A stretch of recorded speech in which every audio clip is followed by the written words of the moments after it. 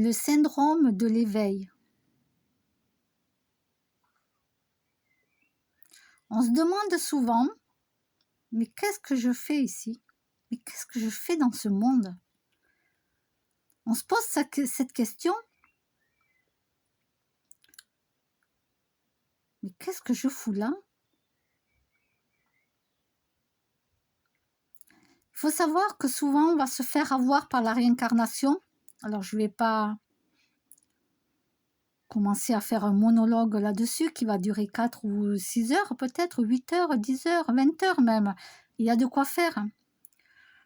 Nous nous faisons souvent avoir pour la réincarnation.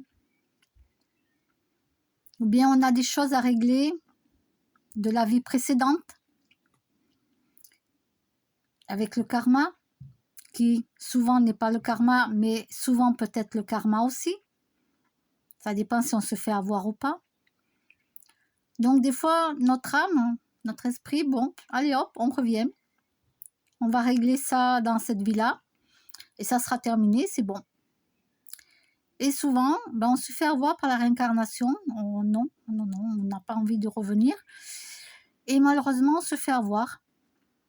Et on est là, dans ce monde, et on se demande, mais qu'est-ce que je fais là? Mais c'est quoi ce monde? Mais c'est quoi ces humains? Ou pseudo-humains?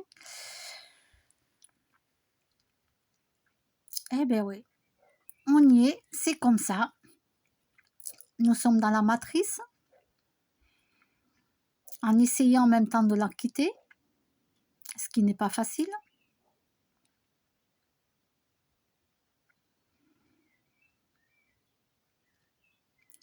Et puis, il y a des âmes plus éveillées que d'autres.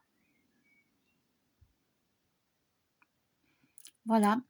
Je prends toujours l'exemple des enfants à qui on fait croire que le Père Noël existe. Nous, les éveillés, nous avons compris beaucoup de choses et on s'est éveillés avant notre personne. Et il y en a d'autres qui ne vont jamais s'éveiller. Ils vont rester coincés dans un monde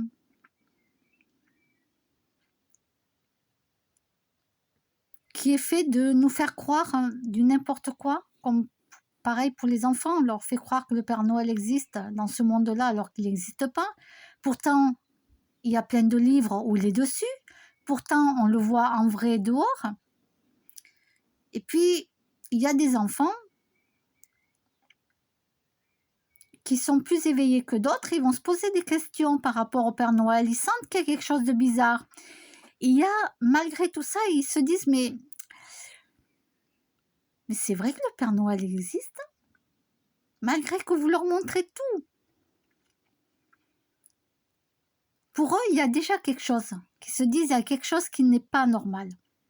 Mais nous, les humains, nous, les adultes, je vais dire, les adultes, nous sommes pareils. Soit nous nous éveillons ou nous nous réveillons et on voit ce qui est vrai et ce qui est faux. Soit on reste bloqué dans cette matrice et on gobera tout ce qu'on nous dit. C'est pour ça que les religions ont été inventées. D'accord? Si vous regardez combien il y a de religions, dis donc, c'est hallucinant. On vous a, comment dire ça? On vous a lobotisé tout petit dans une religion. Alors moi, c'est vrai que j'ai eu de la chance de m'éveiller. Je ne savais pas que je m'éveillais à l'époque. J'étais qu'une enfant, je ne connaissais rien dans tout ça. Et je me suis posé plein de questions. Et je sentais déjà qu'il y avait des choses bizarres dans la religion. Il y avait des choses très, très, très bizarres. Ça... Mais je ne connaissais rien. Moi, la spiritualité, je ne connaissais rien.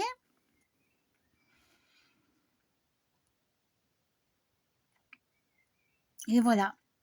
C'est comme ça. Le syndrome de l'éveil. Et il y en a, par contre, bon, dans cette vie-là, ils ne vont pas se réveiller.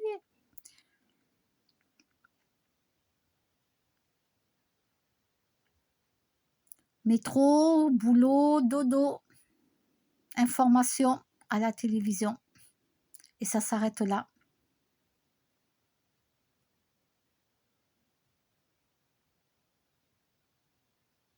Je pense que j'ai tout dit. À bientôt.